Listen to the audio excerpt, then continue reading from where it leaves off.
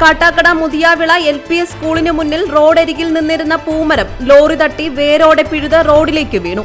ഇന്ന് വൈകിട്ട് 4:30ഓടെയാണ് സംഭവം. കാട്ടാക്കട ഭാഗത്തുനിന്ന് വന്ന അശോക് ലൈലാൻഡ് ലോറിയും എതിരെ വന്ന ബസ്സും തമ്മിൽ സൈഡ് കൊടുക്കുന്നതിനിടെയാണ് അപകടം നടന്നത്.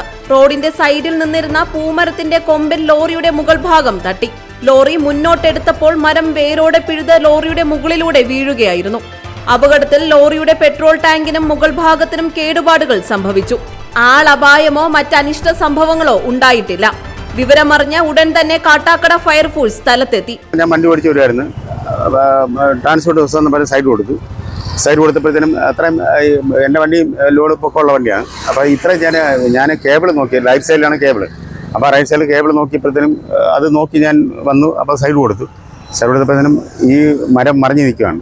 മരം മറിഞ്ഞ് ഒരു സ്കൂളാണ് ഈ മരം മറിഞ്ഞിരിക്കുന്നത്. പക്ഷെ നമ്മളത്രയും ചിന്തിച്ചില്ല. അതിൻ്റെ ഒരു ഇതിൽ ചില്ലയിൽ എൻ്റെ വണ്ടിയുടെ തട്ടിയെന്നുള്ളത് സത്യമാണ്. ചെറുതായിട്ടൊന്ന് തട്ടിയപ്പോൾ മൊത്തം മൂടോടെ മറിഞ്ഞു വന്നു.